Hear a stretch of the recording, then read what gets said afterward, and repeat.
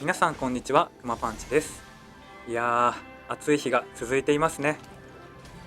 水着コスチュームと発明家までの毎日の日課のマンネリ化がきついと感じているところです。なので今回はそれらを打破するために新キャラを高速育成したり、日課を時短したりして、アップデートまでの期間を共に皆さんと乗り切りたいと思います。最後までお付き合いいただけると幸いです。まずはカンストキャラの高速育成について見ていきたいと思います。最初にキャラを10レベルまで育てます。そしてショップの躍進セットを購入していくのですが、今回は30分でカンストできる最適ルートをご紹介したいと思います。購入時に気になるのはやはりミッションやストーリーをスキップできるかどうかですよね。これをスキップできるかどうかでもうだいぶ購入の価値が変わってきますよね。でこちらなんですけど、ショップの躍進セットにもスキップできるかどうか書いていないんですよね。ちょっとね不安で購入されていない方もいるかと思います。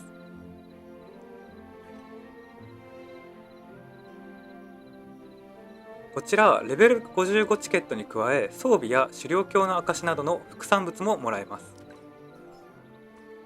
でルミ村のスタート地点でしか使用することができないため、購入したらそちらにワープして使えます。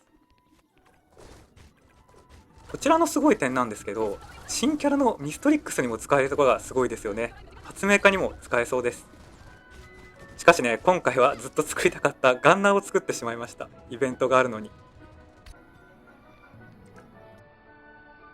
で一度ログアウトさせられるんですけど、再度ログインするとなんとねストーリーやクエストがね全部スキップされていますね。なのでね本当に購入してね損はなかったと自分で思っております。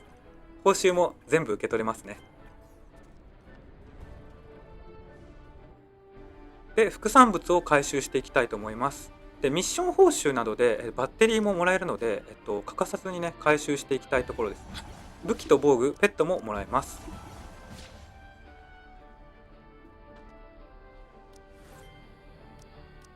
で、装備をね全部していきたいと思います。虚空の高マ値が上がる装備もねつけてくれるのが嬉しいところです。でバッテリーは結構もらえるんですけど、ちょっと温存してアカウント SP で、クエストを回っていきます。と後々ねこのバッテリーは使いたいと思います。で、ここからの注意点なんですけど、アカウント SP が溜まっていることとダブルポーションがあるとかなり時短になります。で、回っていく場所なんですけど、牢獄が1回100万、メカニックタワーが50万ほどになっていて、緑 SP で牢獄をダブルポーションで20ずつ使って、オレンジ SP でメカニックタワーへ行きます。でそれらを周回しているとだいたい15分ぐらいでレベル60になります。すると覚醒クエストを受けることができるようになります。で覚醒クエストだとサンダルバードの羽がいるので、念のためにバッテリーを飲んでダブルポーションを使用せずに、牢獄周回へ行きたいと思います。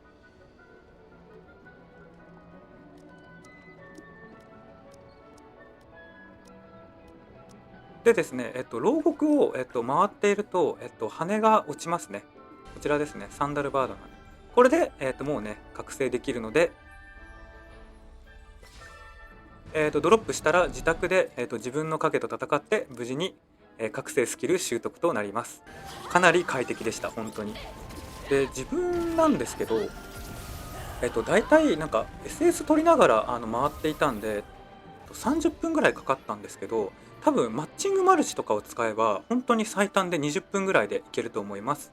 コツは牢獄とメカニックタワーを回ることですね。やっぱりね新しいキャラでの覚醒スキルはね本当にマンネリ化を吹き飛ばしてくれますね。もう本当にこれがやりたかったんですよね、このガンナーの覚醒スキルが。ここまでが最速育成となります。続いての時短についてなんですけど、ボスダンジョンについてですね。キャラクターの覚醒の倍率によってはなかなか一撃でボスを倒すことができません。サイスなどもねちょっと倍率が低いんでね、なかなか厳しいところがありました。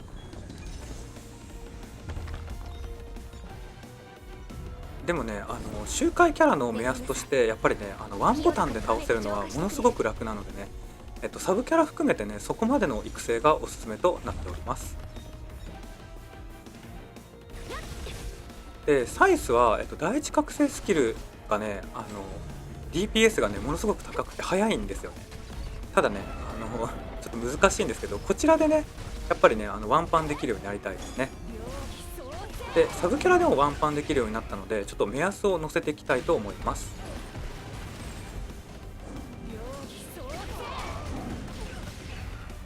で、目安なんですけど、武器、印象、タリスマンをプラス13程度。で、UR 回路をプラス20程度。で、ペットを両面40ぐらいが目安です。適宜調整がいります。続いての時短はメカコンビについてです。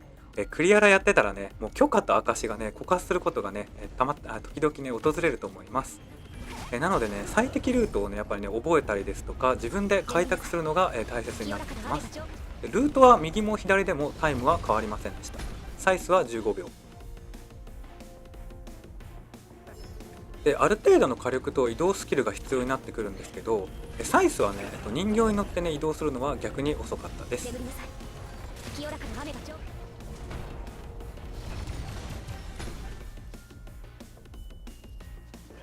で、最速はおそらくなんですけど、住職やスタブレあたりになってくると思います。やっぱり移動スキルがね、多いのでね。で、スタブレはこちら、自分のアカウントだと14秒で回ることができました。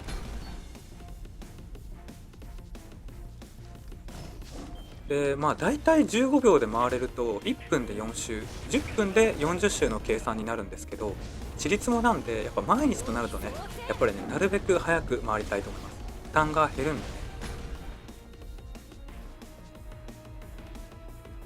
で、4つ目はゴールデンフリース3種の扱いについてです。まずはゴールドラッシュの効率化についてお話ししたいと思います。ゴールドラッシュの回り方なんですけど、反時計回りに回ることで敵が向こうから歩いてきてくれるので処理しやすいです。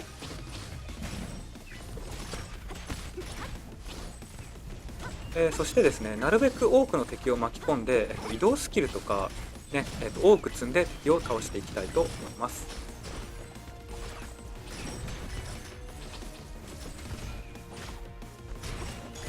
で、上にミッションがありますので、ミッションを意識しながら倒していくとどんどん倍率が上がっていくと思います。で、優先順位はボス、クマ風船、雑魚ですね。雑魚も重要で、なるべく多くね、たくさん巻き込んだ方が良いです。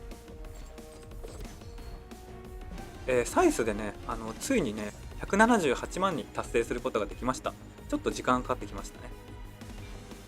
で、こちらの点なんですけど、何が時短になるかと言いますと、効率化すると挑戦が2キャラで済むようになる点ですね。2キャラで300万稼いでしまえば、もうね、3キャラ目をやる必要がなくなりますね。1日の上限が300万ゴールドと決まっていますので、やっぱりね、2キャラで稼げばね、もうすごく時短になると思います。ね、毎週土日来るんでね、やっぱりこれからクリアをやっていくなら楽になると思います。で、一応ね、クリアした時に5ポイントの茨取りバッジがもらえるので、欲しい人は3キャラ目も回ってもいいかもしれません。で、土日あるんで2キャラ分、2回分のね、短縮になりますね、毎週。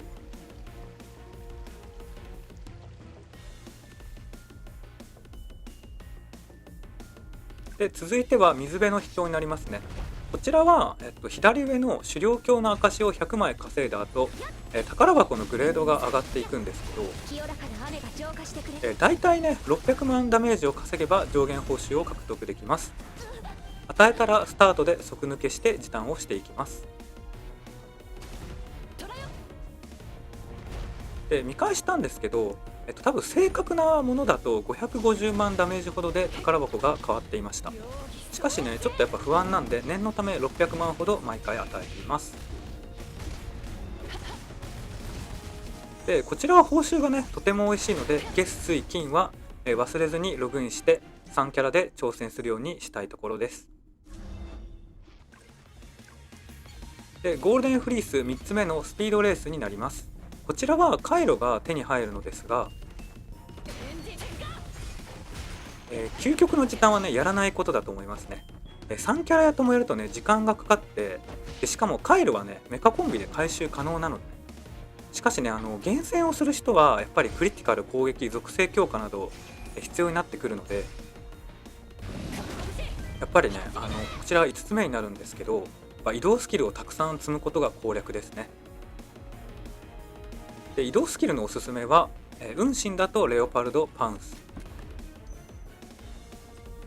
で崩落剣、ガンナー色だとスライドアタック2種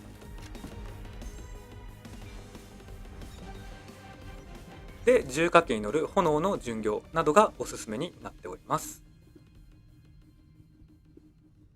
いかがだったでしょうか。今回はキャラクターの育成と日課の効率化をまとめてみました。